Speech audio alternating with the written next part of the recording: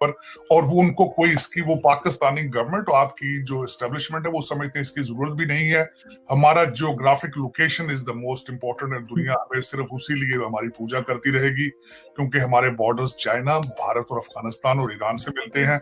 हमें हमारी foreign policy हमें यही बहुत है, तो उस पे हमें कुछ करने की जरूरत ही नहीं, ये समझ रहे हैं वो। ये समझते हैं असल में आपकी दो चीजों की लॉटरी, एक जियोग्राफिक लोकेशन और एक आपने वो जो एटॉमिक जो एक शुरली बना के रख ली है।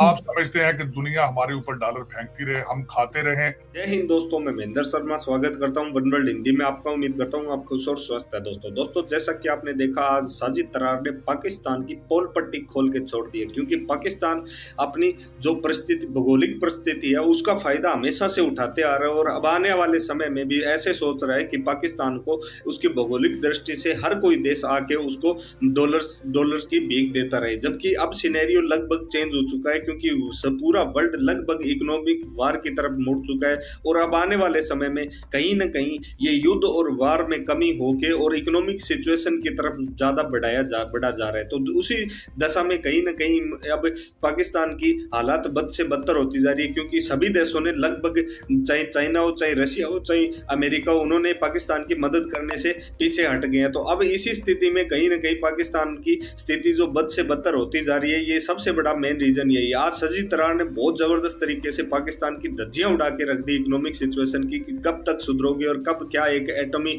फुलझड़ी लेके तुम उस पर इतराते रहोगे। तो कहीं ना कहीं आप देखिए इस डिबेट को और कमेंट में अपनी प्रतिक्रिया जरूर दें। लास्ट में आपसे रिक्वेस्ट करूंगा, चैनल पर नहीं है तो चैनल को सबसे पहले सब्सक्राइब करें, लाइक शेयर कमेंट जरूर करें। दोस्तों जय हिंद, वंदे मातरम, भारत माता की जय। दोस्तों इसमें से जो मैं पॉइंट बताना चाह रहा था, जो भारत और पाकिस्तान को डायरेक्टली जो अपील करते हैं, और मैं अगली बात जो सबसे ज्यादा है, चाइना पॉलिसी को रिविजिट किया जाएगा। अब जो भारत और पाकिस्तान उस पर इम्पैक्ट पड़ता है, वो एक तो चाइना पॉलिसी को रिविजिट किया जाएगा। बाई पार्टिसन इशू है, दोनों पार्टियां एग्री करती हैं कि चाइना से टफ हो जाएगी, लेकिन रिपब्लिकन जो है वो ज्यादा हाकिश हैं। वो कहते हैं कि चाइना के ऊपर it's not enough points we are taking, तो वो उसको ज्यादा उस पर देखना चाहते हैं। बर्थ राइट पे पाकिस्तानी भारत जो आते हैं यहाँ पे विजिट वीजों पे बच्चे पैदा करने, वो भी रुक जाएगा।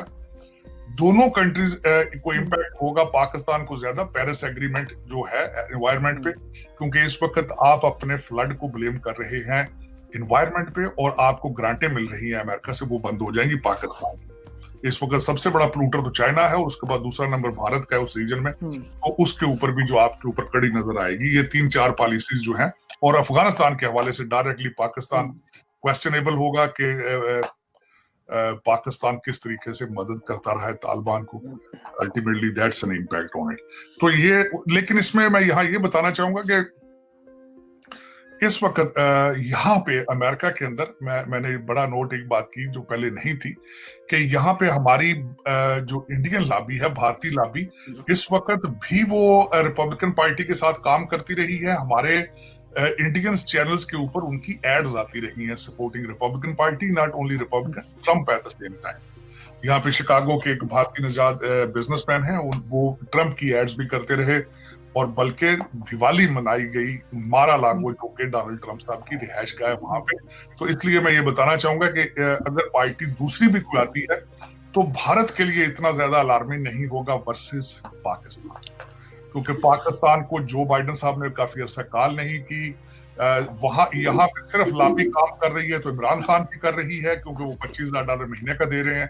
पाकिस्तान को कोई रिप्रेजेंट नहीं कर रहा दोनों पार्टीज के अंदर, और वो एक कैपिटल हिल के ऊपर, और वो उनको कोई इसकी, वो पाकिस्तानी गवर्नमेंट और आपकी जो एस्टेब्लिशमेंट है वो समझते हैं इसकी जरूरत भी नहीं है। हमारा geographic location is the most important, and दुनिया हमें सिर्फ उसी लिए हमारी पूजा करती रहेगी क्योंकि हमारे बॉर्डर्स चाइना, भारत और अफगानिस्तान और ईरान से मिलते हैं। हमारी फॉरेन पॉलिसी हमें यही बहुत है, तो उस हमें कुछ करने की जरूरत ही नहीं, ये समझ रहे हैं वो। ये समझते हैं असल में आपकी दो चीजों की लॉटरी, एक जियोग्राफिक लोकेशन और एक आपने वो जो एटॉमिक जो एक शुरली बना के रख ली है। आप समझते हैं कि दुनिया हमारे ऊपर डॉलर फेंकती रहे, हम खाते रहें, दुबई टोरंटो बच्चे पालते रहें, कोठियां बनाते रहे, पैलेसेस बनाते रहें, लेकिन अब मेरे ख्याल में वो टाइम जो है वो खत्म होता जा रहा है। दुनिया स्लगिश है, इन्फ्लेशन नंबर 1 इशू है इस वक्त दुनिया का, energy crisis is a number 1 issue on the planet, तो आप इन चीजों से अपने आप को मुबर्रा समझते हैं, लेकिन मेरे ख्याल में क्लॉक इज टिकिंग।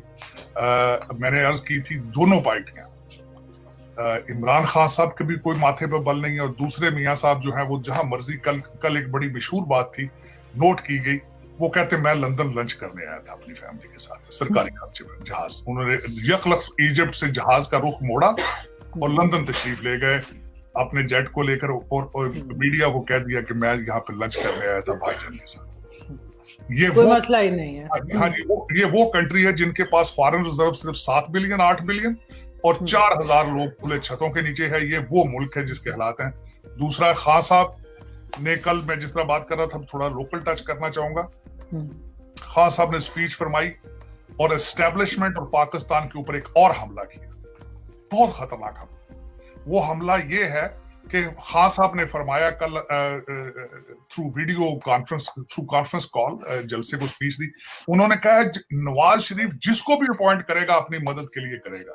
उन्होंने जो भी आगे आएगा आर्मी चीफ, उसके किरदार को दाग कर दिया है, लेकिन एजेंसियां, इदारे सारे चारपाई के नीचे घुस के बैठे, डर रहे हैं उनसे, जिस तरह बिल्ली कुत्ते से डरती है इस तरह डर रहे हैं। मेरा ये हालात हैं कि उन्होंने कहा जो भी आएगा वो उसकी मदद करेगा। इट मींस, अब जो मैं दूसरी बात करना चाहूंगा कि अब इस्लामाबाद के ड्राइंग रूमों में क्या पक रहा है।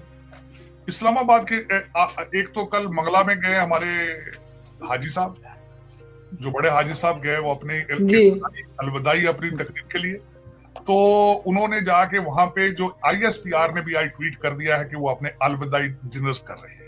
इसका मतलब है ये तो कंफर्म है कि जा रहे हैं। ये बिजली बन के गिरा है हमारे जो मिस्टर मैकेवली हैं उनके ऊपर।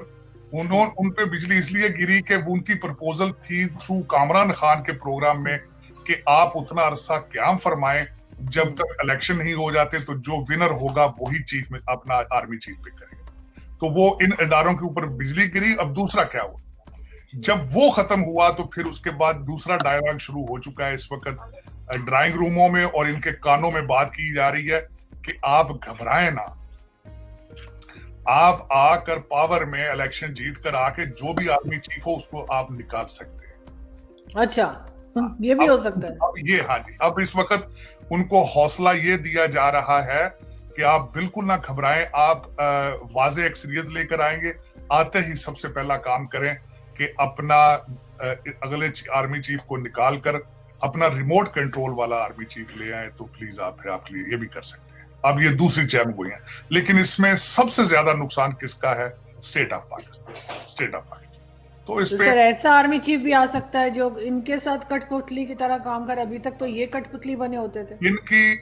इनको बताने वाले ये नहीं बताते कि जनाब इनके जो मोहतरम जुल्फकार अली भुट्टो साहब ने ज़ियाउल हक को किस लिए पिक किया था, और उन्होंने उसके बाद उनके साथ क्या किया था। परवेज मुशर्रफ को किस तरह पिक किया गया था नीचे से लाके। तो ये नहीं पता इन चीजों का कि ये हर चीज आपकी मर्जी के मुताबिक नहीं होती। आप चांद ग्रहण या सूरज ग्रहण के जरिए हर चीज प्रेडिक्ट नहीं कर सकते। ये बनी गाला में जो जादू टोना है उससे हर चीज प्रेडिक्ट नहीं हो सकती।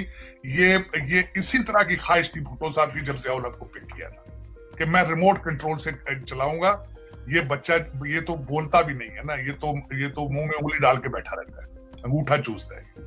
तो ये इनको नहीं पता। यही तो मैं कह रहा हूं, ईमान की कमजोरी है और मुल्क से ना मोहब्बत करने का यही है। वो कहते अब पूरी तैयारी हो चुकी है, हर जलसे के अंदर सीधा नाम लिया जा रहा है एस्टेब्लिशमेंट के अफसर्स का, ऑफिसर्स का।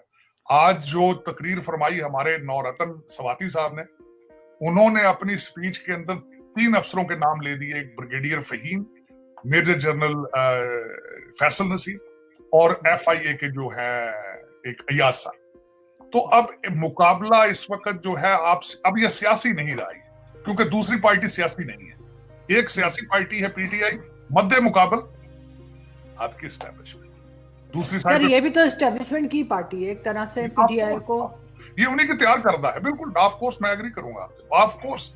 ये सारे बच्चे तो उनकी झोलियों में तो पल के आए हैं, फीडर पे लगे पड़े। मैं छोटी सी मिसाल दूंगा आपको, ये तो बिल्कुल इसी तरह इस वक्त चीख रहे हैं ना। जब माँ फीडर छुड़ा के गिलास से पिलाने की कोशिश करती है दूध, तो बच्चा जिस तरह चीखता है खासा वैसे ही चीख रहे हैं। अब उनको आईएसआई कहती बेटा अब तू बड़ा हो गया, दूध से गिलास पिया कर। वो कहता नहीं मैं फीडर से ही पीऊंगा, मुझे पिलाओ। वो खींच खींच के उनको लाता, कहता नहीं मैं तो तुम्हारे कंधों पे आया था, तुम ही चलाओगे मुझे आगे, तुम्हारी कैसे जरूरत हुई है कि तुम वापस अपना बैरकों में चले जाओ, ये किस तरह हो सकता है। तो ये, और मैं यहाँ पे ये भी अर्ज करना चाहूंगा कि यही नहीं है सिर्फ जिनको हमारे एस्टेब्लिशमेंट चला रही, एस्टेब्लिशमेंट के अंदर आईएसआई का पॉलिटिकल विंग भी भुट्टो साहब की थी, आइडिया था, उन्होंने बनाया था। तो ये सारा इन्हीं लोगों ने मिलकर किया ना। मैंने आपको अर्ज करता हूँ हमेशा, मेरा जो एक गोल्डन प्रिंसिपल है जिसपे मैंने बड़ी रिसर्च के बाद पहुंचा था, कि हमारे बाबा अयूब खान और सिकंदर मिर्जा साहब, ये दो हैं आज जो पाकिस्तान की तबाही हुई है, जो आपके डिफेंस के अंदर प्लाट बिक रहे हैं, जो बैरिया मार्केट बैरिया टाउन बन चुकी है। मलक रियाज के हाथों में किस तरह हर चीज खेलती, उनके जहाज कहां से उड़ते हैं, ये बहुत बड़ा आज मैं आपको क्वेश्चन दूंगा, रिसर्च कीजिए। ये मुझे जहांगीर तरीन के भी उड़ा करते थे एक जमाने में। वो जहाज किस एयरपोर्टों से उड़ते थे, कहां जाके लैंड करते थे, ये सैटेलाइट से अमेरिकन देखकर बैठे। अब स्टार्ट मलक रियाज मालिक है आपके पूरे कंट्री का, इसमें हर पार्टी उसकी जेब में, और जितने रिटायर एस्टेब्लिशमेंट, जो रिटायर होता है एस्टेब्लिशमेंट से, आर्मी जनरल, वो उसके पेरोल पर। बिल्कुल।